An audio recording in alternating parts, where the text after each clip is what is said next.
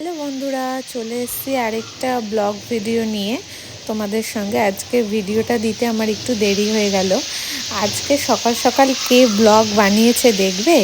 আমার বরমশাই বানিয়েছে। তো সকালে আমি ওকে বলেছিলাম না, আমি তো এখন ওপরে যেতে পারছি না, তো তুমি একটু রান্নার ভিডিও এগুলো করো। মাসি আজকে এসছে, বাট মাসির শরীরটা খুবই খারাপ বলে মাসি আজকে রান্নাটা করেনি। মাসি হেল্প করে দিয়েছে, রান্নাটা ও করেছে, তো সেটারই ও ব্লগ বানিয়েছে। এখন পটল আলুর তরকারি করেছে আজকে, সুন্দর করে পাতলা করে সকালবেলা সেই রান্নার ভিডিও করেছে। যাই হোক, আমার জন্য যে বরমশাই এতটা করেছে এটা দেখেই আমি খুব খুশি হয়েছি। আমি তো ভাবতে পারিনি যে করবে, কিন্তু করেছে যে আমার খুব ভালো লেগেছে। তো কি কি রান্নার মেনু হয়েছে সেটাই তোমাদের সঙ্গে শেয়ার করব অবশ্যই। আর এখানে আমার বরমশাই কিভাবে রান্না করে দেখো, একদমই অল্প তেলে রান্না করাও খুব পছন্দ করে। আর এখানে ফুলকপি আলুর তরকারি হয়েছে, পটল আলু চিংড়ি মাছ দিয়ে হয়েছে, ডাল হয়েছে, আমার জন্য আবার ডিম সিদ্ধও বসিয়েছে পাশের ওখানটায়। আর দেখো কি বলছে।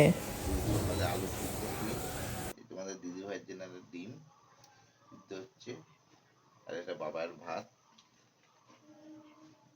আর একজন দেখতে এসছে সকাল সকাল।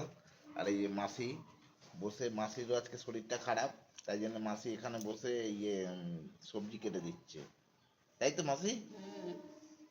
এই সবই তো দিচ্ছি। কি কি হবে আজকে?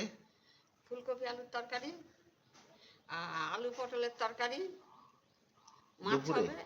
হ্যাঁ, মাছ হবে, ঠিক আছে। ডাল। ভিডিওটা বন্ধুরা কেমন লাগলো তোমরা অবশ্যই জানিও। আমার বরমশাই এখন এই ফার্স্ট আটা টাইম মাখবে, ভিডিও করলো, অতটা ঠিকঠাকভাবে তাই ও তো?